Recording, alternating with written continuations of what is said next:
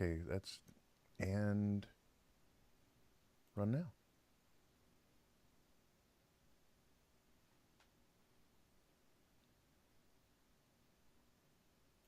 Oh, crap, I just realized. I forgot to tell you. It's show number 274.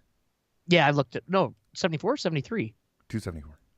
Okay. Don't get fooled. Remember, we moved our spoiler review underneath the non-spoiler review. Yes, yep. Because we haven't talked since Avengers came out. Yeah, yes. That's how long it's been. Can you believe that? Should we just give them the show? Okay. Hit me. Episode 274. You've got to throw some cold water on this situation. Start talking about nerd stuff. You know, nerd culture is mainstream now, so when you use the word nerd derogatorily, it means you're the one that's out of the zeitgeist. System activate. This is NetHeads with Will Wilkins and Trent Hunsaker. It's a tech podcast. But we are a ton cooler than your typical geek, giving you the info you need to achieve mega nerd status. NetHeads. You guys rock. And now, here's Will and Trent.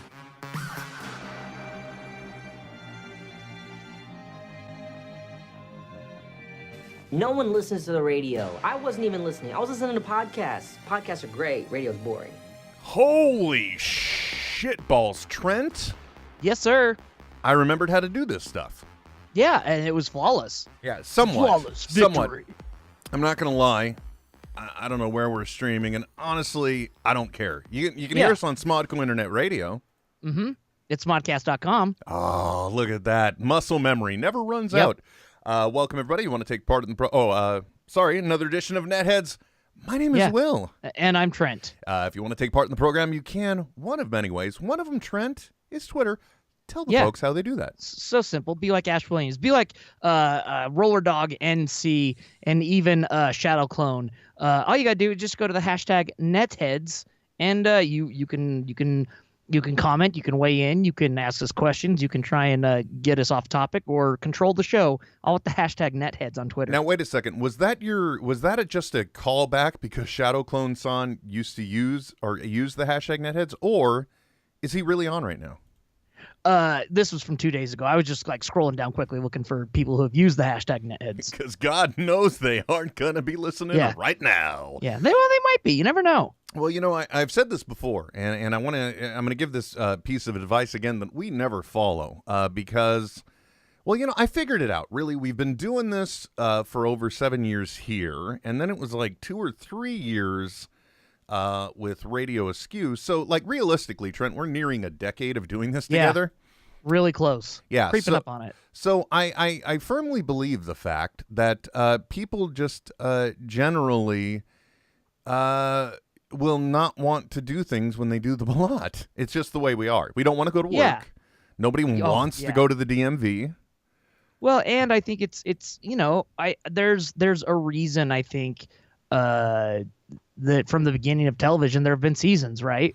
Oh yeah, definitely. But we're never going to follow that rule. Yeah. But I want to make sure everybody is very clear on what I'm telling you today, and that's the fact that if you're going to have a podcast, don't follow our example, folks. Just please don't. Yeah, we're a great example Of what not to to do. do. And the reason why is because, well, actually, if you have an iPhone and you listen to podcasts, you know the exact reason why. If a podcast doesn't publish in a long time, then you're automatically going to be kind of turned off for downloads in the Apple Podcast app, which, by the way, sorry to tell you, Trent, still dominating, although Spotify is really trying, it's making a grab, in my opinion, for the Apple Podcast space.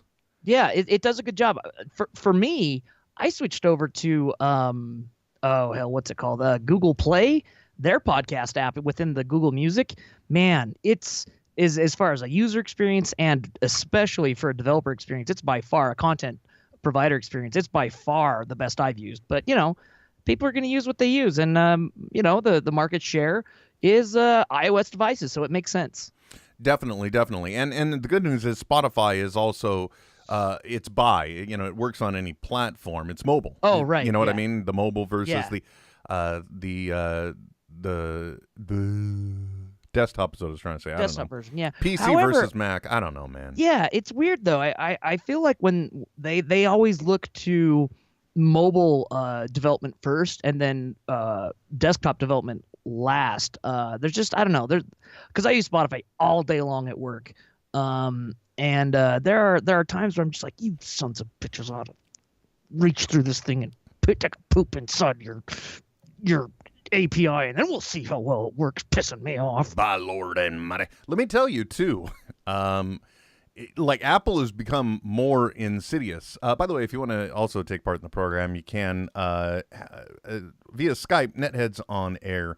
Very easy way to do it. Allow me to turn that on. Yeah, and now. Yeah, by the way, also, Trent, I got to tell you, in case people haven't noticed, there's another reason why we haven't been on a long time. But anyway, what I was trying to say, though, is Spotify can work on anything. Apple is more insidious now because with iTunes, you have to use iTunes in order to submit a podcast now, too. Yep. So yeah, whenever the only times I ever have iTunes on a device is when I need to update a feed, which is very, once you set the RSS, you usually just let it go, and then I quickly uninstall it. Yeah, I'm with you on that, but I'm very, very Apple centric here, so it's kind of like I don't think we're gonna have an issue there for me. Yeah. But and by the way, I'm adopting that voice, and if I don't know if any of the videos going out right now we're broadcasting on CERN, I'm happy about that. But if you're watching the video and you're going, oh my God, Will, what the fuck happened to your mouth? That's another reason why we haven't podcasted lately. Yeah. But let me finish this topic first before I veer off into left field, and we can talk about that. Because, Trent, I don't know about you. I am a complete and utter wreck right now. I am falling apart. I'm useless. The warranty is run out. Things are just not going well. Do we need to take you to the mechanic, or is there a way to get you fixed? I really wish. If I could get one of them Tony Stark upgrades, systemic Yeah, overhaul, top yeah. to Let's bottom. let's make you like a Mark 6 or a Mark 7. That would be very nice. I would definitely like Mark that. 7. Yeah, that's what we want. That would be very cool, but not what's going to happen. But Spotify is making a serious grab, and the only reason I can say this is because I'm kind of. Sometimes I get to see behind the curtain in the industry, and right now, I'm just saying with everything I'm seeing, they're making a serious push. Also, I got to tell you, man, I'm starting to wonder about the dynamics of podcasting in itself because, there's been this thing going on for quite some time with paid advertising on podcasts, right? Because it's like if you were buying ads on radio, then podcasts are even better because it's even more targeted, right? Because you're guaranteed people are going to get your episode somewhat. Yeah, and you can be like, well, fans of this type of programming is our demographic. We already know that, so we're only going to spend money here. Whereas, taking the shotgun effect of hitting everyone, we're only gonna be able to hit a few. Like it's smart in advertising if you can get people to the action of whatever it is you're trying to push them to. Mm-hmm. By the way, shout out back to Ryan Connolly at Carval with 2 A's, KAARVAL on Twitter, saying hi NetHeads, Nethead WW, and Trent. So hello back. Hey, that's sir. us. I sure hope so. I'm wearing that hi, guy's Ryan. pants. So. Yeah, I personally speaking, I'm starting to wonder now the way things are going because I think you're starting to see a lot of people that are getting approached. Obviously, Smodco went through it. Sure. With putting things behind some type of paywall. Sure. We've got you've got Stitcher Premium as a service. You've got people that try and do it on their own website. You got people like NetHeads on air. On Patreon. Patreon, The entire back catalog, almost commercial-free, of NetHeads is available through there, right? Yeah, and for some of the old episodes, the commercials are fun.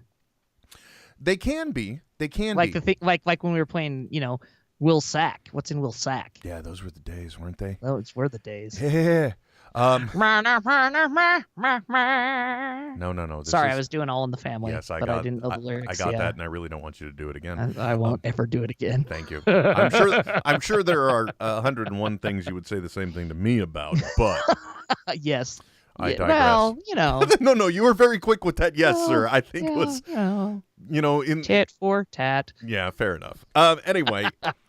So I'm kind of wondering if we're going to see a shift in that dynamic. Also, you know what? I'm telling you right now, by the way, if this isn't streaming live anywhere else but on Sir, then I'm going to make the video exclusive for a week on our Patreon.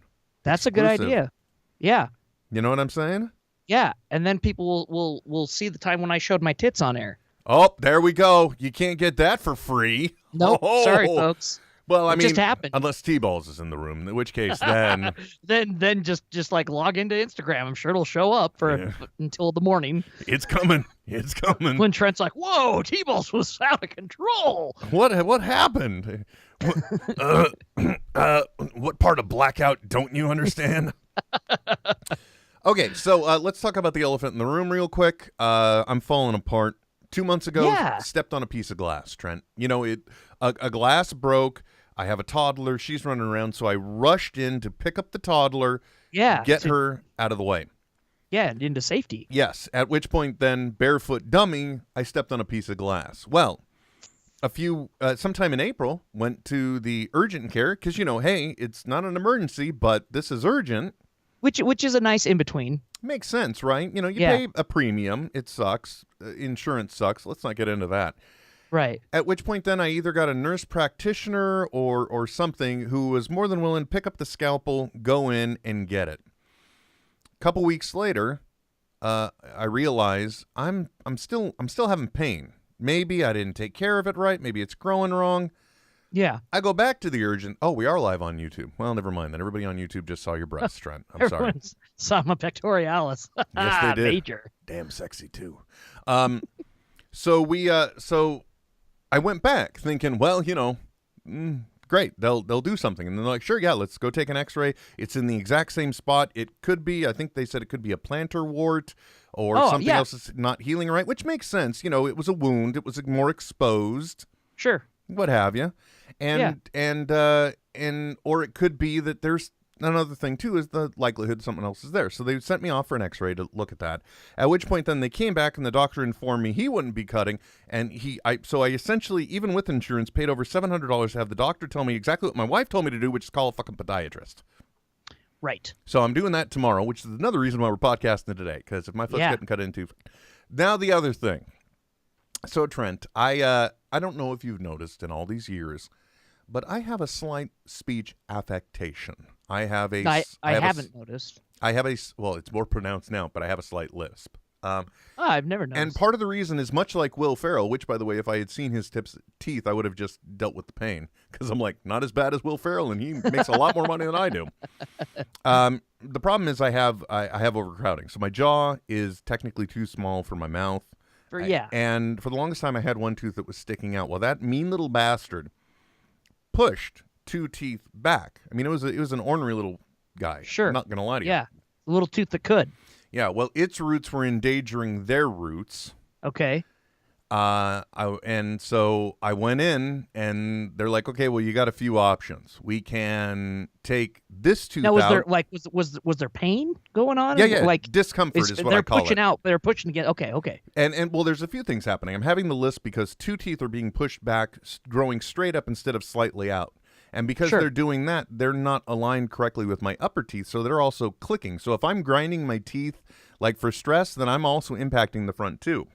Okay. But yeah, I was also having discomfort. It was getting to the point where it was too much, and they told me the reason why is because the one tooth out front, its roots were getting close to the other roots.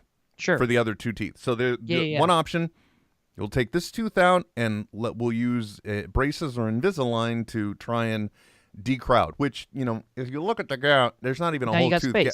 There's not even a whole tooth gap there. So I'm pretty sure they can make it look slightly normal. Yeah. Now, the other option was to lose all these teeth and go with an appliance. So, logically speaking, which way would you go? Oh, so like when you say appliance, like what is that term? Like a plate? A plate. Yeah. Think of your typical think of your typical hockey player. Popping his plate out. Yeah. So yeah. Well, I would go with the Invisalign or the braces. Having done the braces before, yes, that's what I would go with. And so that's what I went with too. Now, and it'll just pop out, they said, Trent. No big deal. Just simple tooth extraction. I don't know why they thought that this tooth that was strong enough to force two others back. Yeah, the little tooth that could. Yeah, I mean, clearly this little bastard has anchored. In the words of, oh gosh, what is his name? Used to be a wrestler, then he became a mayor in Minnesota, I think, or Jesse Ventura. Jesse Ventura, in the words of Jesse Ventura in Governor. Pardon me. In the words of Governor Jesse Ventura, in the movie The Original Predator, that sucker was dug in there like an Alabama tick. Yeah, He has some great one-liners in there. Yeah, so like this stuff will make you a sexual tyrannosaur. Yeah, exactly. Oh man.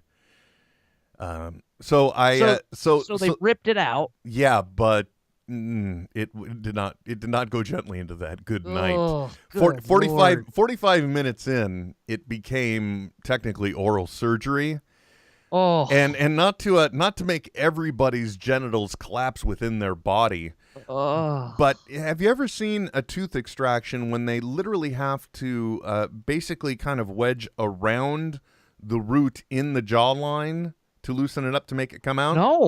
No. It's a sorry. I'm gonna put it on you while I describe this. I do not watch these things for pleasure. You know, this reminds me of the time I was flipping through the channels on DirecTV and I happened onto a medical procedure where they were reversing a vasectomy. And when you tune in at the moment where they're popping a testicle out of the sack, you just can't look back. Really? You got it. Yeah, at that point you're invested and you're like, I got to see it go back in. Oh. Show title. See it go back in. Anyway. Wow. So much in the same way, I want to watch your reaction to this. So it was clear it wasn't coming out, so much so that I believe it fractured, because there was one point where I heard a crack. Yeah, and I've heard in like with bigger teeth, like with wisdom teeth extraction, that's sometimes the first thing they'll do is crack it. Yeah. So they can pull it out faster. Well, this wasn't intentional because she was trying to get it out. Oh. But still, the whole time I'm in the chair, and I'll tell you what's going through my mind first, the whole time that this is going on. The only thing I'm thinking is, please, God, don't let me be a mangled freak. And then they say, I'm sorry, we have to refer you to a real oral surgeon. And I say this because it's beyond their expertise at that point. Yes, and I'm saying this because it's happened to my wife. She was getting a root canal and a very fine file that they use to wear things down. I don't know. I've never had one. I'll just stop right there. But the little tiny microfile broke. So, yeah, exactly. Well, now let me tell you my fun story. So I'm just sitting in the chair going, please, God, this is all I'm asking not happen to me. I don't want to have to go with like holding a towel or gauze up to my face to an oral surgeon's office, somehow get across town, all this business, right? I don't want to deal with it. So that's my only worry. So as long as the tooth is coming out, I can deal with anything. And that's the only thing I'm getting tense about. But when they go to do what I'm describing, so they'll make first they'll make 2 incisions. Now I'm numbed up, so don't remember that at least, okay? Okay. Forget about things like. But you're conscious still. Very conscious, and try and forget things like bone induction, where sound is transmitted through the bone. Because what I'm about to describe to you. So they use what is essentially an ultrafine chisel that is it's thin enough to ride along the root and kind of slide into the jaw. And much in the same way that a chisel works, it gets, wider as it goes deeper. At which point, now I'm not cutting away from you, so folks, just imagine a hammering gesture. The dentist is holding this thing in my mouth. I open my eyes for a moment because I do not watch when they're working. I close my eyes. Don't? Exactly. Shit. But God, I'm loving your face right now. What's even better is I'm going through this and I'm seeing this face on you and I'm realizing you've pushed your glasses up to accommodate your the arms of your glasses to accommodate your headphones, and I'm loving it even more. But anyway, so I look up and all I see is a T-bar on the top. And as I close my eyes, I see her little dental hammer coming in. So it is literally, let me see if I can make an effective sound similar to it. Oh. But that's going through my bone in my head. Yeah, it's going through your jaw, up into your cranium, and then transmitted through the vibration of your eardrum. To both ears, my friend. After that, thankfully, it came out. But then I discovered, this is where I got the bad news. It's like, no, Mr. Wilkins, unfortunately, we won't be taking the impression today. we'll be able to do that 20 days from now. when the wound is closed. Yeah. And it's like, oh, but hey, good news. I'm not going to, what I'm going to put in now is some grafting material, because we did some trauma to the jaw. They put grafting material in there to help my jaw heal because they have yanked part of my face out. Yeah. So some fake like bone cement or something. I guess. I don't know. But hey, Good good news. Lord. But good news. That was free. See, it's interesting because, like, for example, when I accidentally Got your penis stuck in a shop vac? ran over my dad Okay. with a Whoa. tractor. I'm so sorry I interrupted this one. Please start Yeah. over.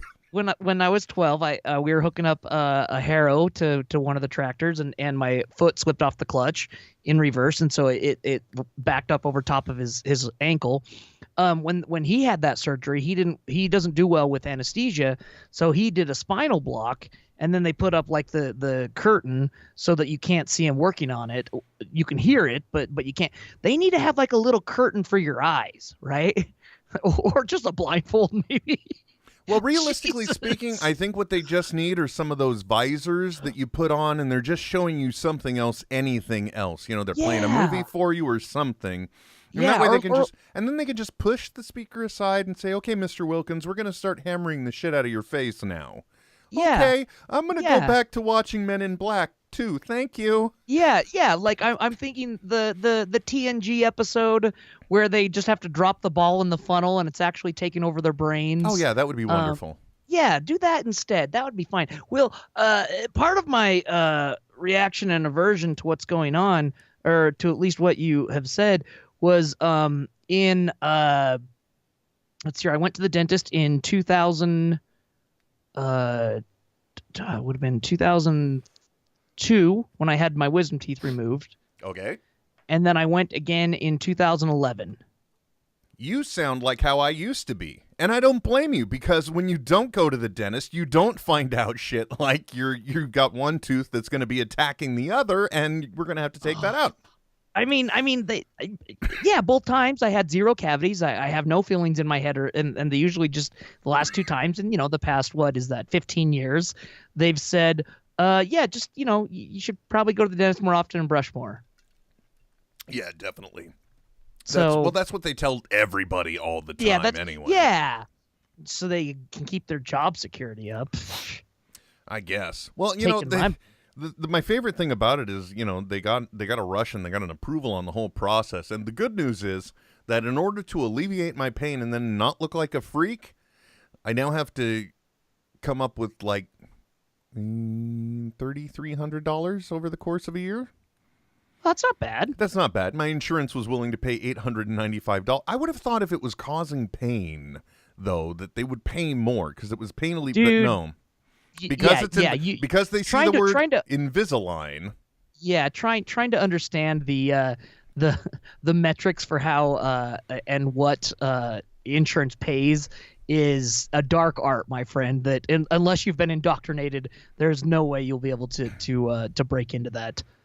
I'll just I'll refrain from comment. But and look, I'm not complaining. I've got insurance, okay, and I'm not complaining when I was out of work because thanks to the Affordable Care Act, my family was able to stay insured. So, I'm very fortunate, folks. I'm not whining about this. I'm just like imagining this horrific tale. Which, by the way, all of this happened 2 days before my daughter graduates, quote unquote, from middle school and has a sleepover here. So like 2 days later, and I got to tell you, today was the first day I was brave enough to try and take a bite out of a sandwich. Oh, everything I've been losing weight because I've been eating slower because everything is knife and fork. Bad mood, and also same said graduation. I've been trying to get the backyard turned into an actual backyard, and the good news is we're near the end, but I didn't hit the mark on time. Followers of your social medias will see the beautiful looking pool, that night shot that you posted. Like it made me feel like you were. I always wanted. I'm almost glad my liner got ruined. But what I'm not glad that there are some wrinkles in it, but I'm also glad I didn't pay somebody the exact same amount just to replace a liner that I paid someone else to set up the entire pool. So it's a trade-off, right? Yeah. Tit for tat. Yeah. So, but the good news is the backyard's almost done, and the majority of it is just getting covered in decomposed granite. So, Perfect. you know, some erosion. It'll be fine. Won't get muddy during the winter. It'll be fine. And, you know, next to the pool, it's going to look like a beach, so it's all good. Yeah, it really will, man. And that's even more that you don't have to water and try to keep alive. Yeah, exactly. Drought-resistant plants. And Yeah. But I am making a compromise. And once again, this isn't the braggart show. I know we live different lives. We have different priorities. Yeah. And I'm not trying to, but things have been a little better lately. So I'm also putting an artificial lawn in the other half of the backyard. So once again, I don't have to water, but now my kid can play in the yard. Yeah. Now you this is a term I'm not familiar with. You text me about artificial lawn, and I was going to ask you. So is this like AstroTurf? Imagine AstroTurf, Trent, but with a longer blade. And Okay. made to look more like real grass. It'll have like a synthetic thatch in it as well, which is the dead part of the grass you usually see. Yeah, that's all it is. It's AstroTurf essentially, but just fancier and prettier. Okay. Now, when I've played soccer on AstroTurf fields, there's always like they cushion it with like rubber pellets, and always when I go home and take my shoes off, there's little rubber pellets in my is this involved as well or no? No, not with the okay, well, if you must know, Trent, first you need to excavate your area. They tell you to take out like an inch or two of that dirt. You're going to want to get rid of that so that way you got a good level surface. Sure. Then you're going to want to put down about 3 inches of decomposed granite as a base. Now some will tell you need to have that crushed up base rock like for the first inch. 3/4 crushed. Correct. Sure. They'll tell you that, but you know what? I've heard them tell tale doing one on one and one on the other. Can't tell difference. Same over time, and the DG is going to be the same cost or a little bit cheaper. So you just go with like 3 inches. Now that's going to be an inch and a half, right? Then you are going to water that down to get some weight in there. Yeah. Then you're going to fill that bitch up again with the remaining inch and a half. You're going to water that down. Then you're going to let that cure a little bit. Then you're going to come in with your tamper, okay, like your your motorized plate, and you're just going to go ahead and you're going to work the outside first, working your way inside and get into it. Yep. Because you want to compact it down to about 90% is what they say. So I'm guessing that means a 10% reduction. What do I know? Yeah. And then anyway, you roll the lawn out on top of that. So no pellets.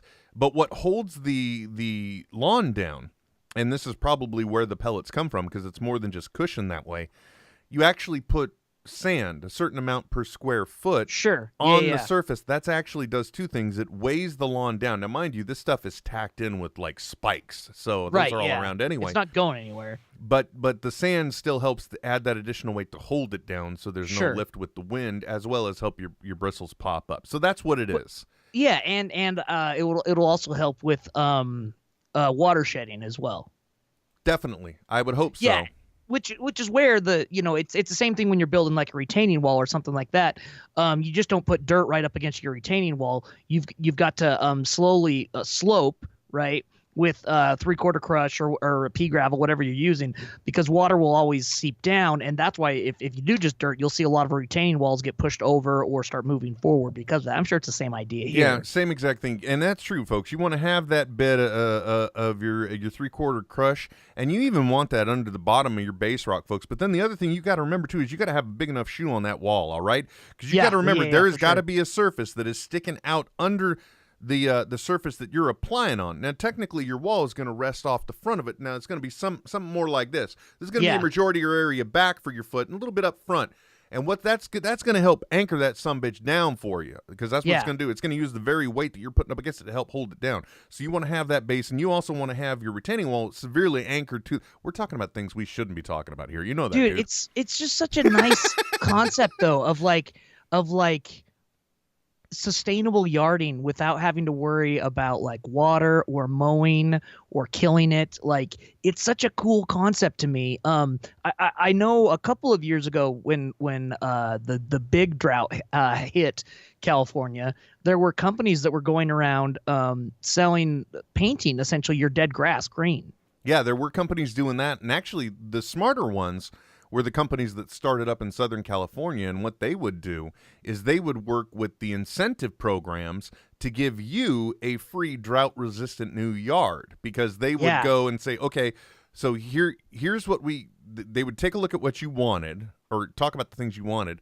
They would go back, see what kind of incentives they could get to pay for it, and they'd say, okay, so based on the incentives, this is the kind of yard we can give you. So they're still getting paid, and the people are getting it for free, and it's nice. I'm not doing that, but all of the plants that I'm putting in, other than the peach tree, are drought resistant. Not that poor thing ever gets watered anyway. Aww. Dude, I paid. I keep saying dude. Sorry. I paid somebody to trim. I am a dude. I respond well to this endearing term. You're a dude. He's a man. Whoa. By the way, left shoulder, piece of fuzz. Anyway, yours, dude. I'm not like making an esoteric observation. Yes, I Will. thought you were. Okay. I thought you were saying looking at your left shoulder. Left shoulder, piece of fuzz. Okay, man. Cool. I'm with you. That's deep, brother. That's super deep. Whatever you say. Whoo. No, yeah, I'm putting nothing but drought-resistant plant around. There is going to be a planter area around the. It kind of goes along the pool, up around where the peach tree is, and then it's going to come down the other side.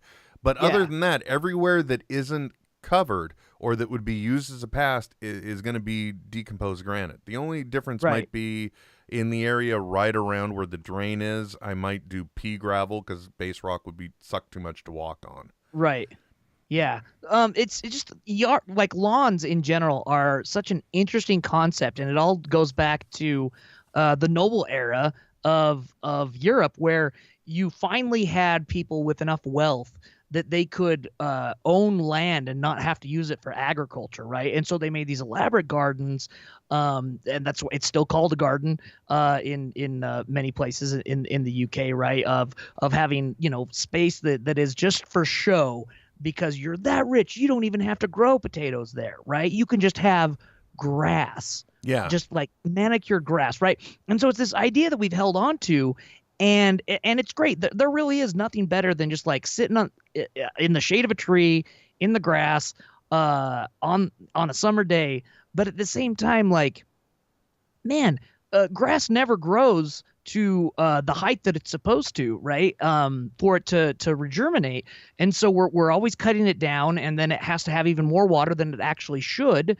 It's just this really weird this cultural thing we do that it's really backwards. It makes no sense. It makes and honestly, maybe next year that'll be the next effort, would be the front yard, because that one would be easy, because right now it's a sloped yard, and I would like, if I could have the backyard, if I could do both at once, I would have the backyard leveled back down so it's not a sloped little hill, and I would use that dirt as backfill, because I would use like river rock all around the front yard, because that way it would help me blend with my neighbors.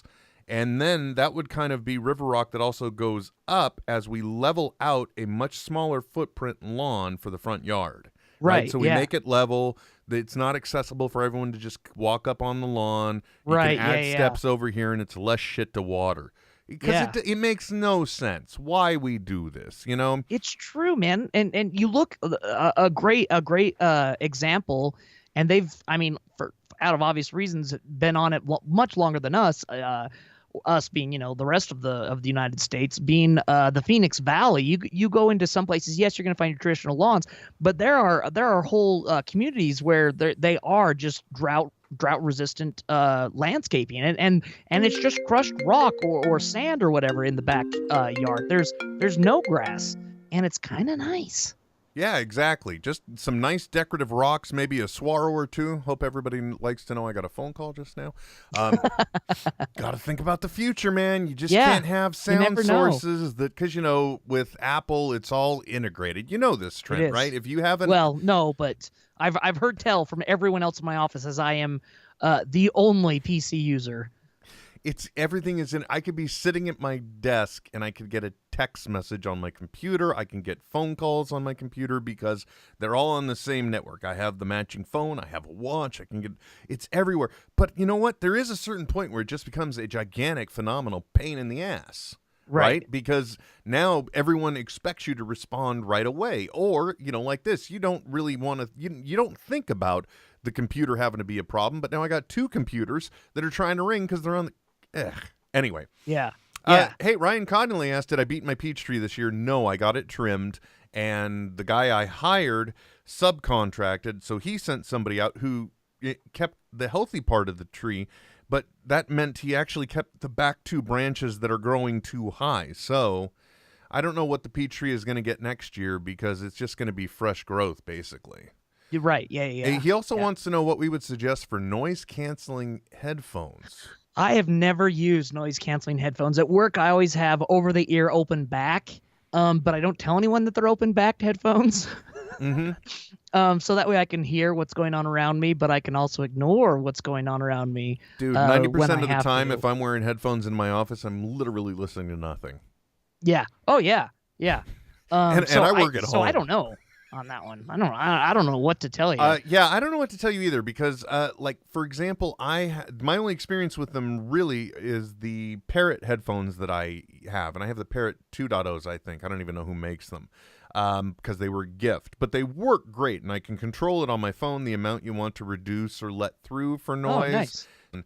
Into that route, mostly because, like, I can't use them in studio because if I'm trying to noise cancel while also feeding that source in, it will just create an echo loop. It creates a loop. Yep, exactly. Yep. Which I unfortunately discovered on the air. With this tooth thing, I need a few more years, and I'm the crazy old guy trying to tell you why you can't go open in mine, Trent. So the wind noise and the decibels are so loud and so long. That's been a huge, probably the complete reason of my hearing loss. Is because of that, and it's just cool because with it they're able to integrate Bluetooth connection to your phone, so then you can take calls or you can intercom or externally comm to other people with like head sets or helmets, stuff like that. It's interesting that it's taken this long for it to really work or for it to reach the market that to where it's even at a price point that people will bite down on. But I think we're going to see a lot more noise canceling introduction into a lot of different things. I read an article a couple of months ago about a restaurant in your neck of the woods that had created noise canceling. They'd set up microphones and the noise canceling speakers for each booth.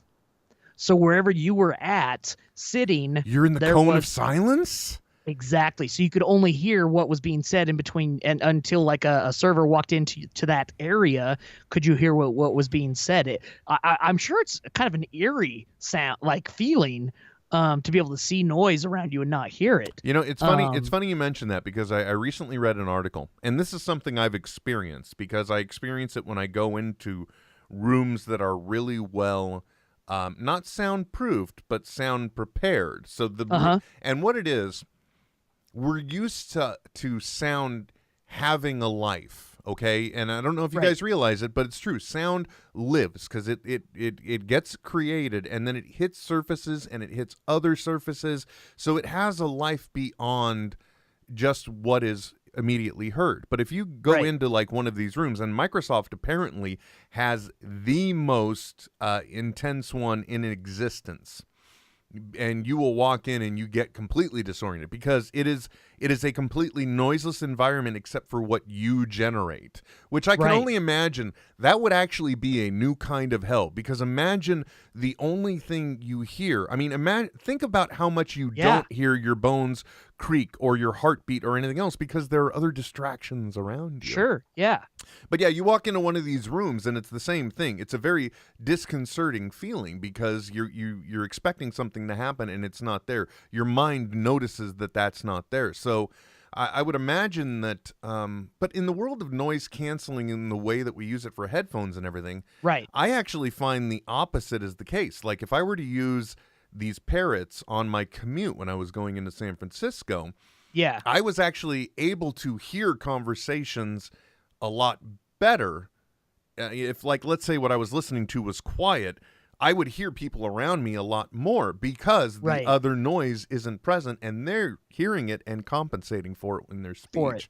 So, but I often find actually, for me, it's a relief, but I suffer from tinnitus. So, I've always got a noise in my ear. So, I got the tin ear, Trent, It's just, You just got to make sure to turn it over once in a while so you drain all the wax out. Yeah, buddy, that'll work.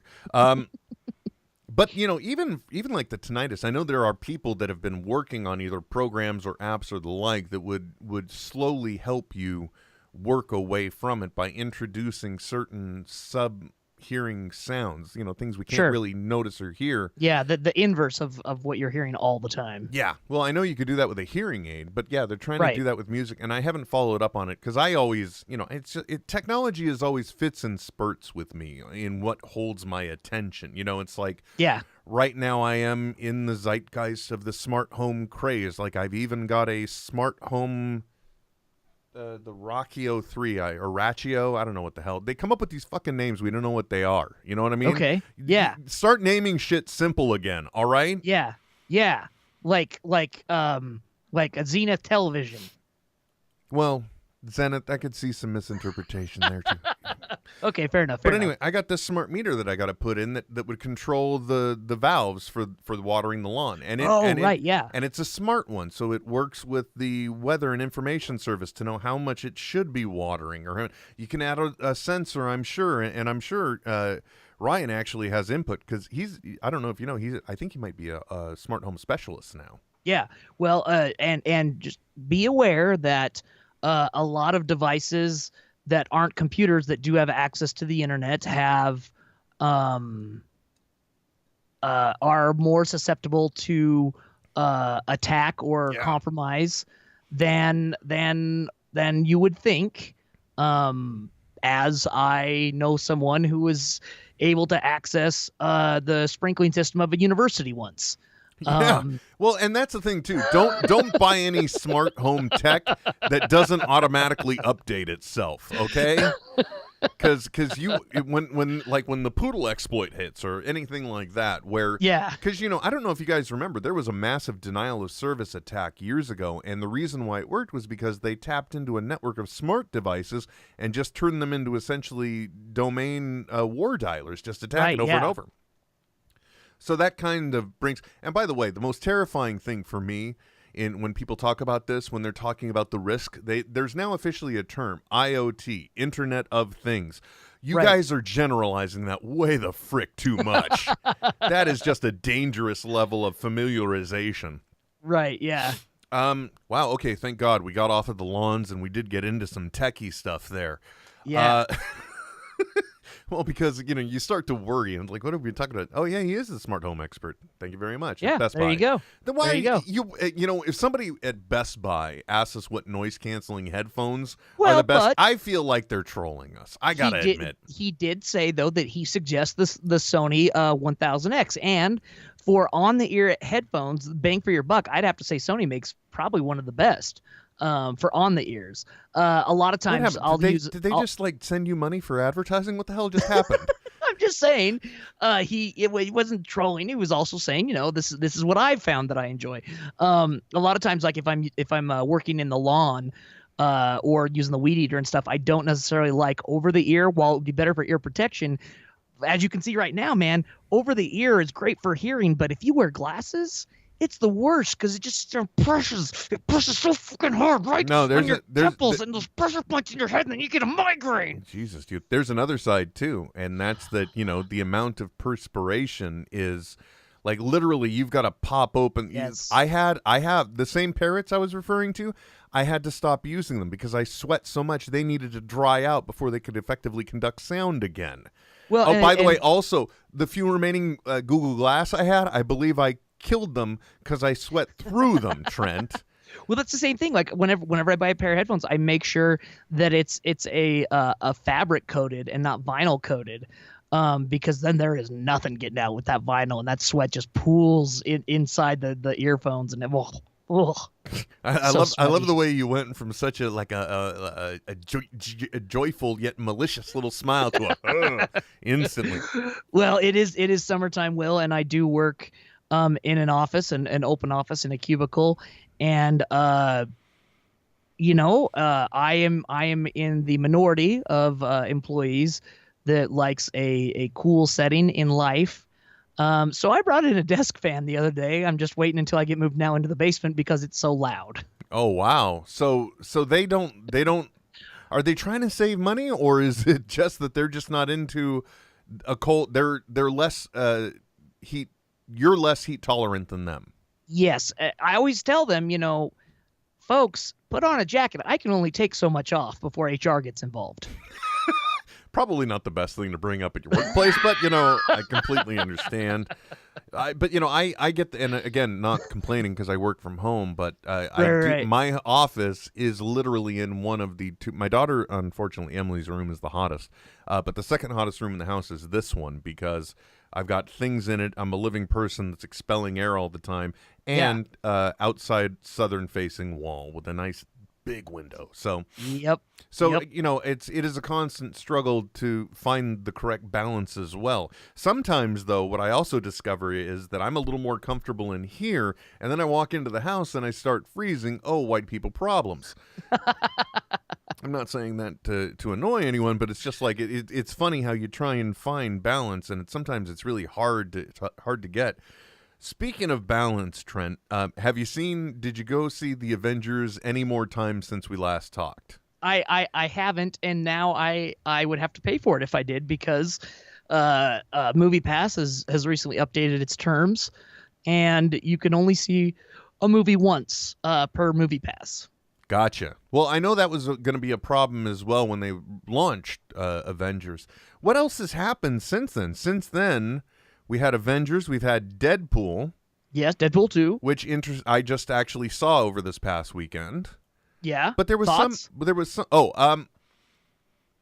I think it hit all of the right beats to deliver something in the challenge it had following up what it did.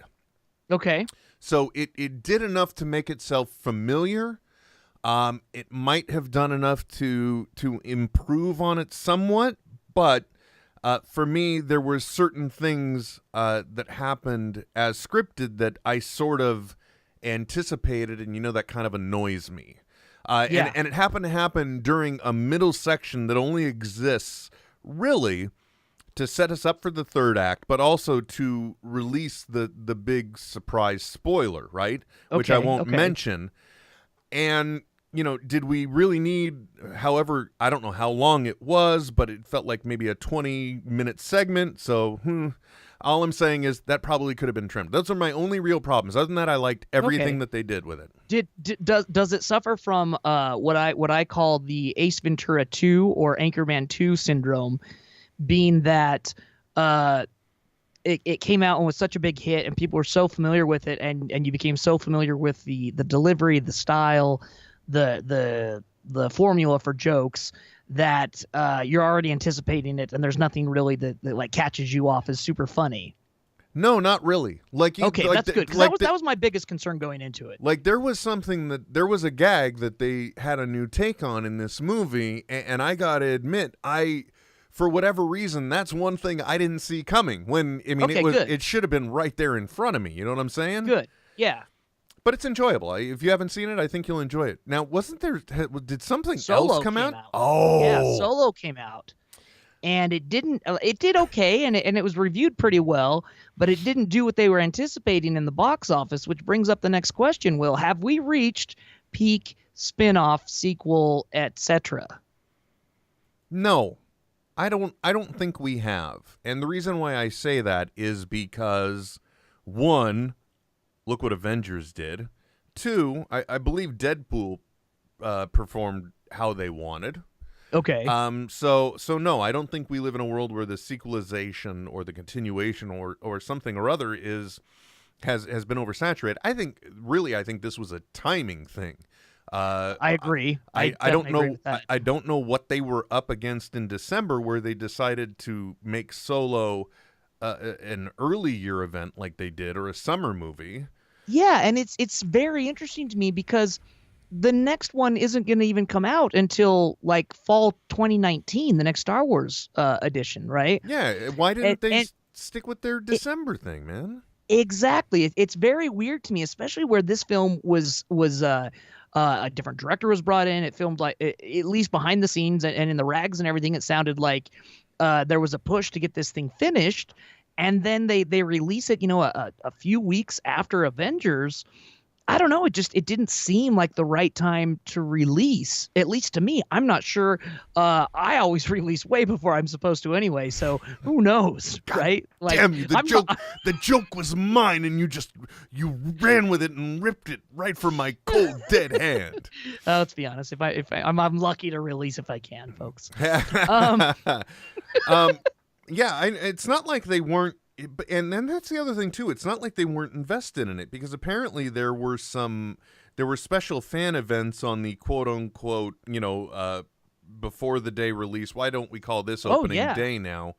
And one of them, I knew that there was going to be an issue with attendance when I went into an alternative screening. And they said, here, you can have these. And I'm like, oh, what is this? And like, well, we have lots of leftovers from the fan event, so we're just handing them out. Really? Which is a bummer, because when you've seen The Last Jedi, you understand the bit of setup. It was kind of like, the things that were, the dice that were hanging in the Millennium Falcon. This was one of the items that they handed out. Another was, 2 solo buttons, and one button says, don't tell me the odds, and best in the galaxy.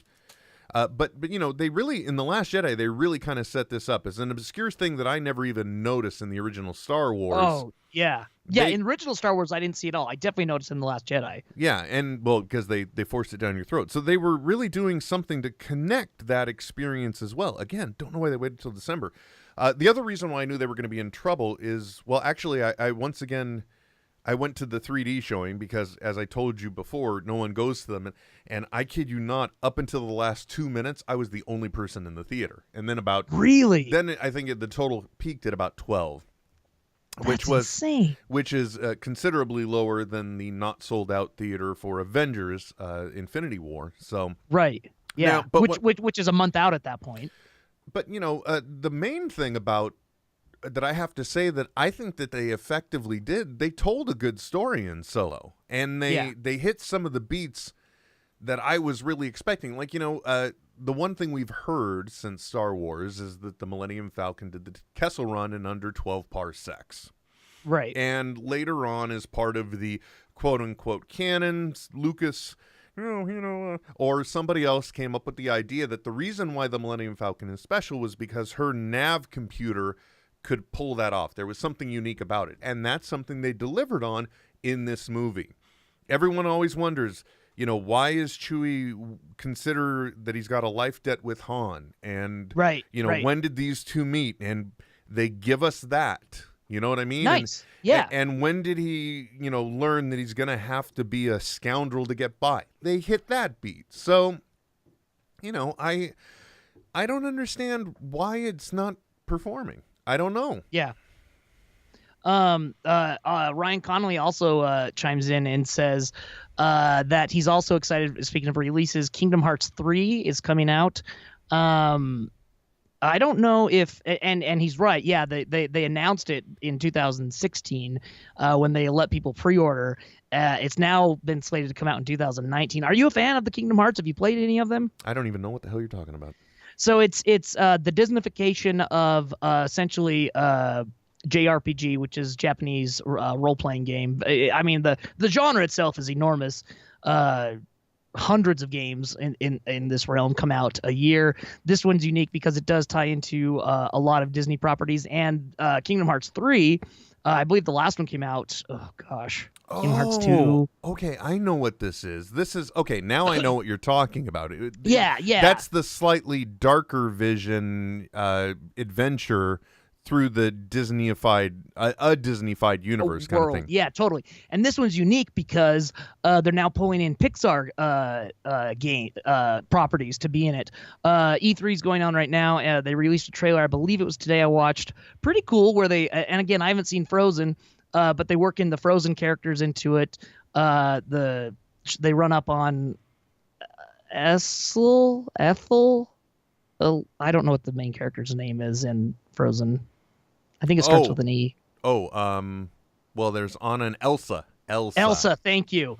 And she's like, whoa, you can control cold. And she's like, but I only hurt people with it.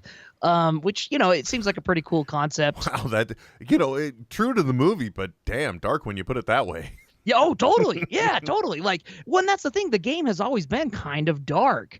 Anyway, long story short, yes, Ryan, that there's a ton of people who are coming out in droves to play this video game.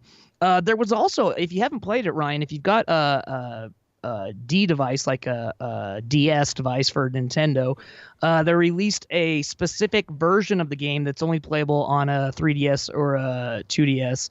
I haven't played it. I watched someone play both 1 and 2. It was fun to watch, but my attention span's pretty short. If I can't fight someone in 99 seconds or less, then I tend to not play that video game.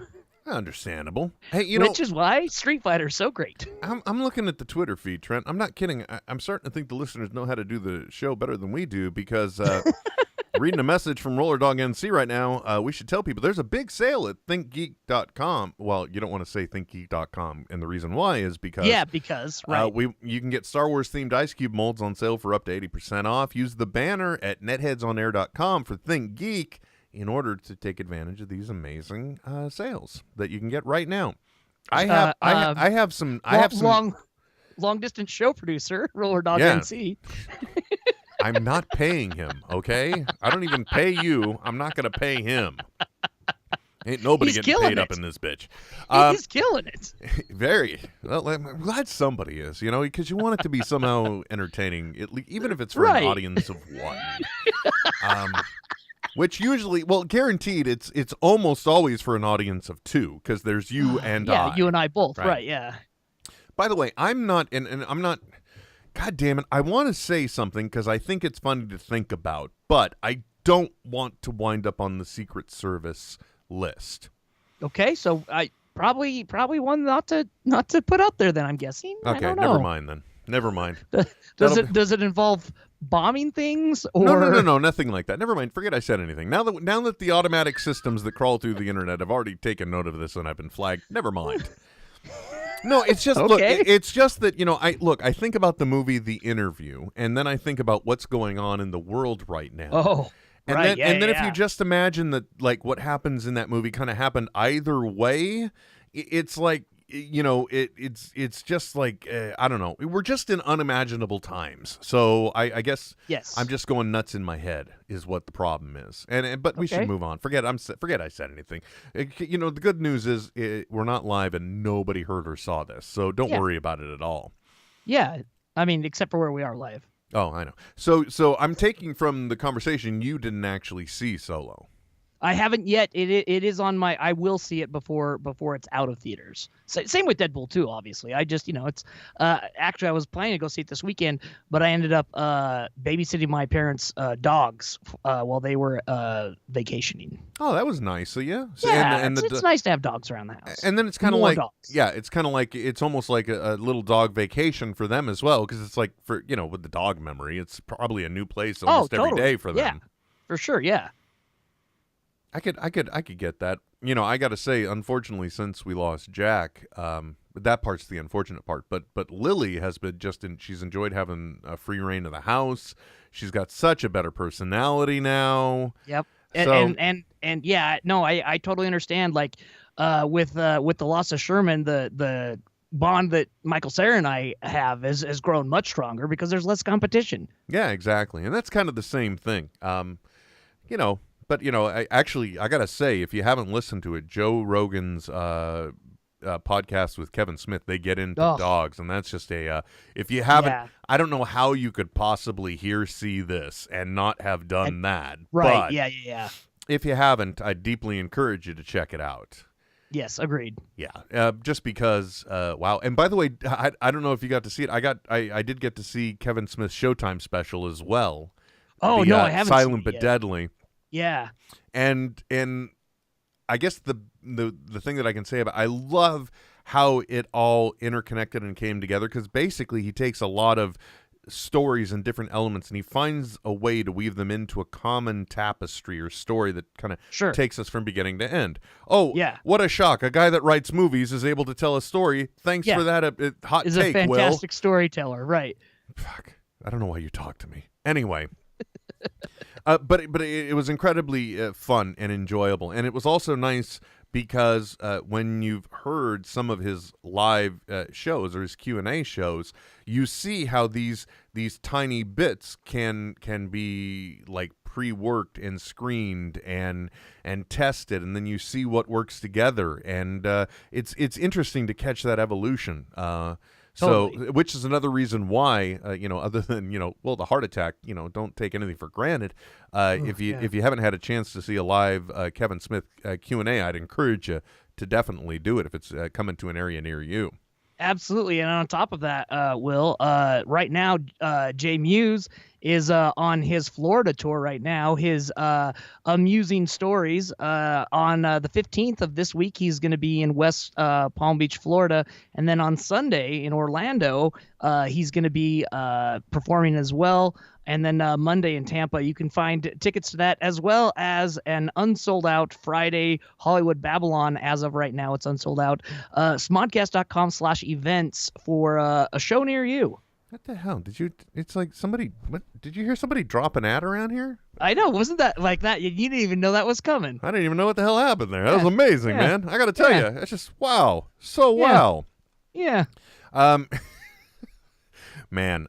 So Trent, I'm sure there are other things. Is there anything else you wanted to talk about, since we've now talked all about all my stupidity? And actually, you know what? Something I should tell you, not that I'm meaning to plug stuff that is coming up, but while I have been distracted, and you know what? I'm the first one to admit, probably not so motivated as well to do anything.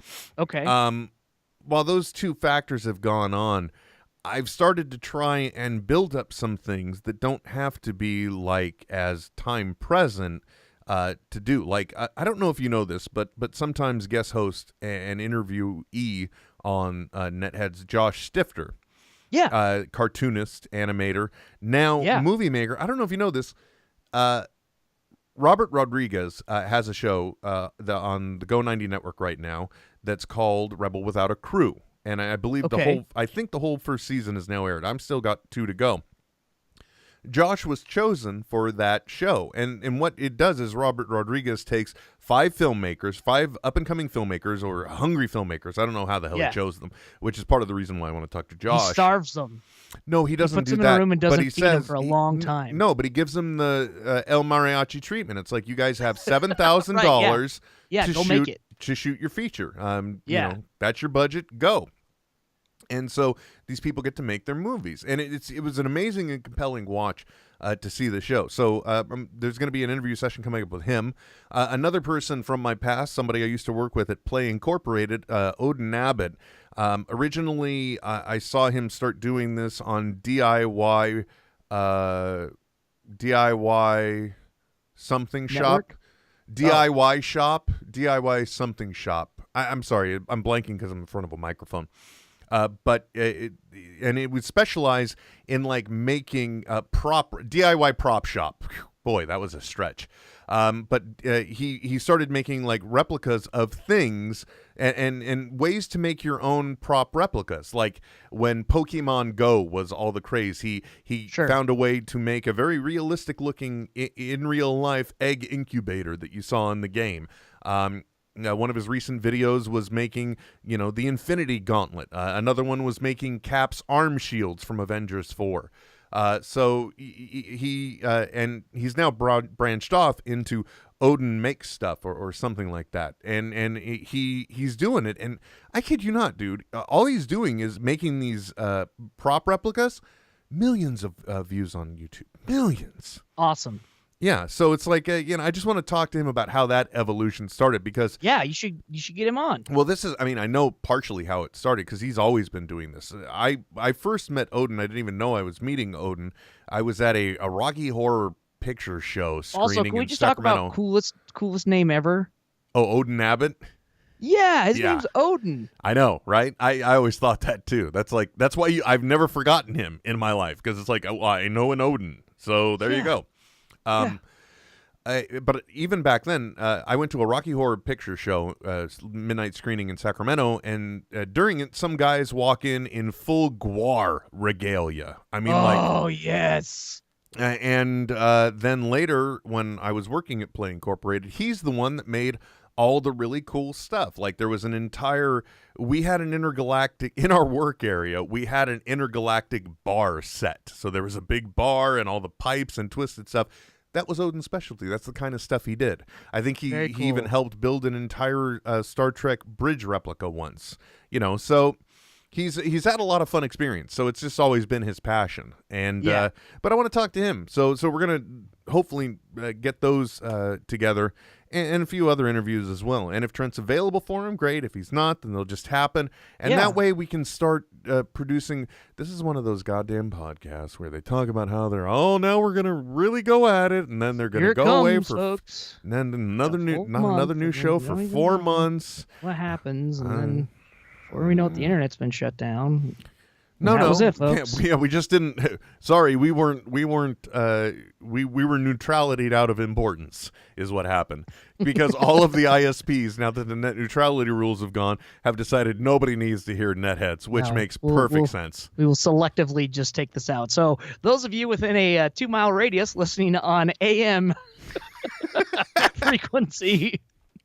Don't joke, dude, because you know how easy it is just to buy a tiny little FM transmitter DIY kit? Like, we could really just be broadcasting to my neighborhood right now. You could do it with a Raspberry Pi and a coat hanger.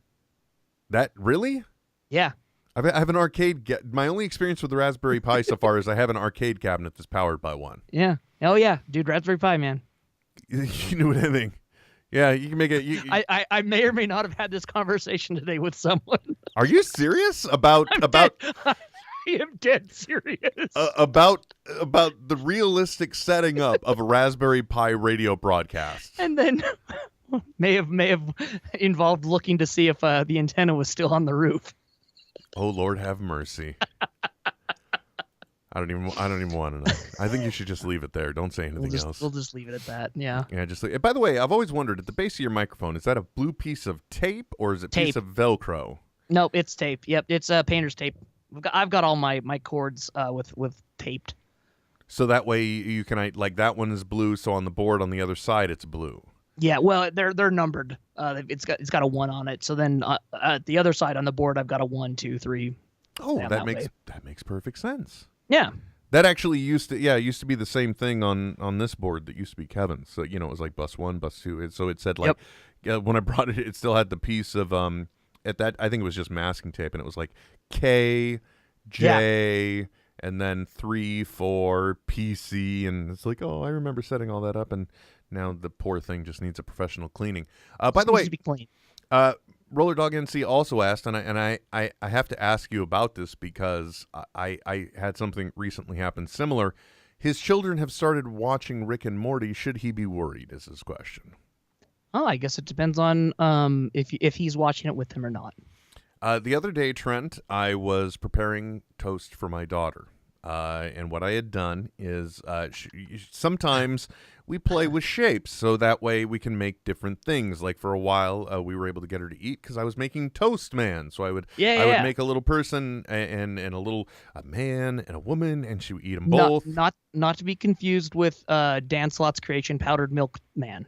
Correct. Or powdered Toast Man. Yes. Yeah, Powdered Toast Man. No, it wasn't Powdered Toast Man. Just Toast Man. So one of the days, she had asked for, she didn't ask. We had been on a rectangles thing, and I'm like, well, I'm going to cut these in half and turn them into little triangles. And I just kind of put them on the plate, and then I put her vitamins on there, and then she looked at it, and she looked at me, and she said, Daddy, it's Pickle Rick, because she thought it looked like Rick Sanchez. She's going to be 4 on the 25th. Am I a bad dad? Like I said, it's all about parenting, If I find it, I'll tweet it later this week. When Walking Dead was hitting hard and was just freaking crushing it, there was an awesome Entertainment Weekly article of a father just kind of talking about why he hadn't let his son watch it, but yet at recess all the kids were playing Walking Dead, and his son felt left out because he hadn't been part of it, and blah blah blah. And then he kind of had the realization, was like, well, if it's something that he wants to watch, at least if I watched it with him, we could have the conversations while it was happening. as to what's fantasy, what's not, what's realistic, what social implications are being hinted at, etc. So, dude, I'm not a parent. I don't know. And I can't give any advice because I have a biased opinion. My only justification is the things that she remembers at 3, she may not remember at 6. I guess that's my logic. That's a good point. That's a really good point. Because and I do have to make better choices, I guess is the best way to put it, because I can't watch my Blu-rays or the digital versions, because those are the home release and those are generally uncensored. not censored. So correct. Yes. You know. Especially the commentary versions. No, I don't. I haven't played those. I don't know how they would Right. be available. But Right. yeah, I did take your advice and I tried listening to the season 1 commentary. Yes. And the thing that you never really effectively, I mean, you said it was amazing and you could tell that there was probably lots of stuff consumed. But so much. What you didn't say was that it was an audio track that existed in utter ignorance of the broadcast or the episode that it was accompanying. It was just its own thing. Yep. Which kind of brings me brings me to my final topic, Trent, and that's the fact that I think one of those movies that everybody loves but nobody talks about, and it should be talked about more, is Dodgeball, A True Underdog Story. I do like Dodgeball. Thank you. That makes me feel I do. better. It's a very basic story. It's a very stupid story, but it's one of those movies that I love when it pops up. And apparently, I may have the DVD. I don't know. I got the digital copy right now. Yeah. But apparently, like, one of the beautiful things about the movie is that, like, some of the bonuses that are on it, the Easter eggs are every time in the movie when White Goodman snaps his finger, you get that. And, like, one of them is, like, you find the first one and it's him in the makeup and he's like, oh, good, you found it. And that's all it is. And then there's Right. But the other thing, too, is apparently partway through the commentary, they fake having a fight and everyone walks out. And for the rest of the commentary, it's the Something About Mary commentary. Totally. Yep. So, and plus, how can you not love a movie that they roll in a treasure chest that is labeled Deus Ex Machina, which is, Right. Come the on. God Machine. Yeah, exactly. It's just like, Well, and it's so brilliant too, because you get to see so here's some good trivia for you. You get to see the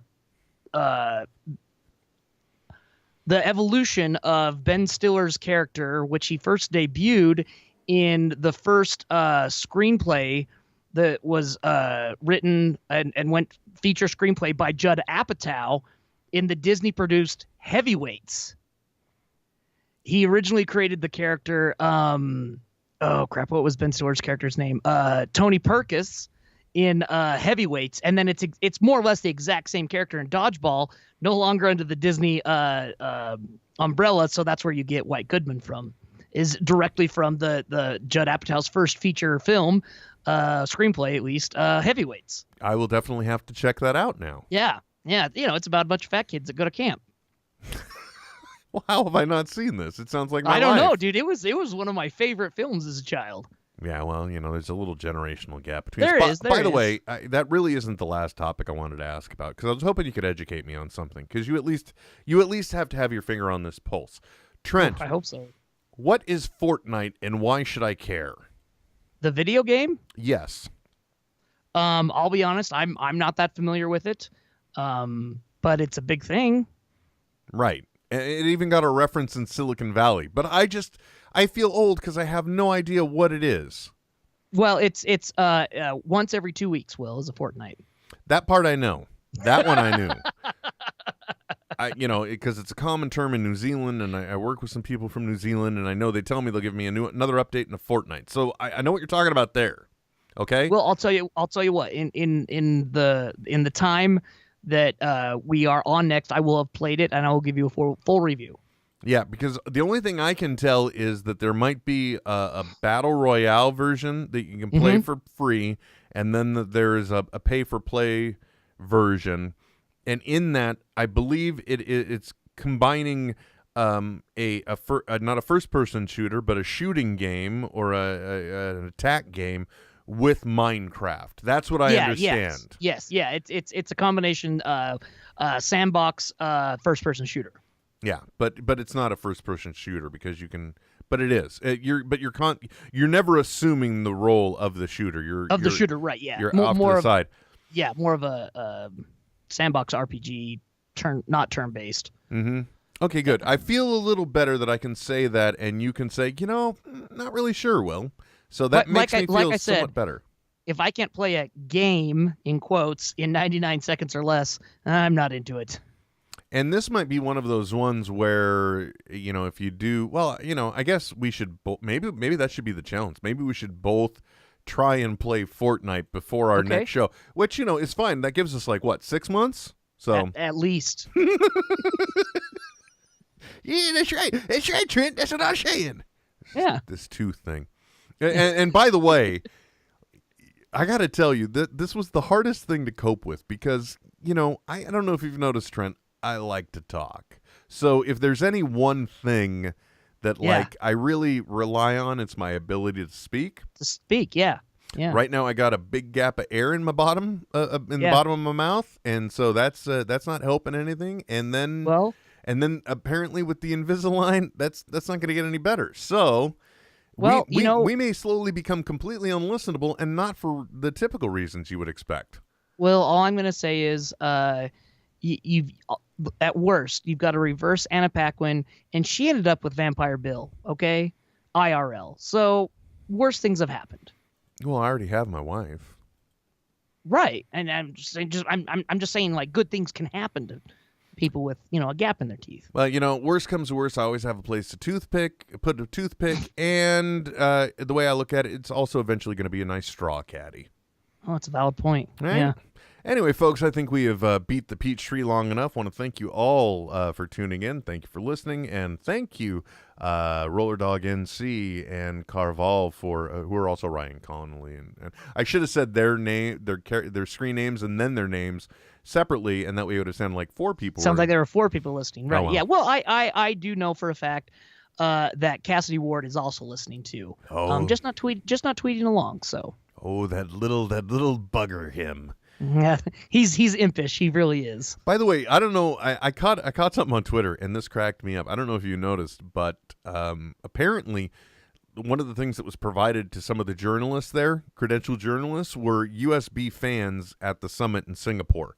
That sounds awesome. And the very first thing I think is an item of convenience that you immediately have to plug into your computer in order for it to work. Are you picking up the red flags that I am, Trent? Well, I mean, who it depends on who gave it to them. That's true, but then again, if you think about it, and then you could say, well, Will, are you trying to imply that Singapore would try and do digital? Because my idea is, if you're plugging in a USB drive, you're risking compromising the machine in some way. Yeah. But also, I'm not even saying Singapore did it, because it may be that Singapore ordered it for convenience, and you don't know who got in between in order to put stuff on there as well. Not that I'm talking nutty conspiracy theory. I'm just saying if somebody were to put together a plan like that, it would probably be easy to intercept or swap out the fans that were delivered with another set of fans. So, I'm not saying Singapore would be a negative foreign actor. I'm just saying don't ever, if anybody gives you anything for free that can plug into your computer, don't just automatically do it. Have somebody have it checked out by a security professional first. Words to live by, folks, and that goes for Dildonics too. Exactly. If you don't know where it's been, don't use it. Yeah, don't stick it in. Exactly. Until next time, folks, my name is Will. And I'm Trent. And you've been listening to another edition of NetHeads on Smodco Internet Radio. Then you go at smodcast.com. At smodcast.com. And we'll be back soon. At smodcast.com. This is NetHeads with Will Wilkins and Trent Hunsaker. Signing off. I know, right? But stop being a little Nancy and deal with it. NetHeads. We'll be back soon. Goodbye. This has been a production of Smodco Internet Radio. Sir, only at smodcast.com. I guess podcasting really is like riding a bike. Yeah. And sometimes you want to ride your sister's bike because it's just a little bit easier to get on. Now that sounds like one of them fetish things.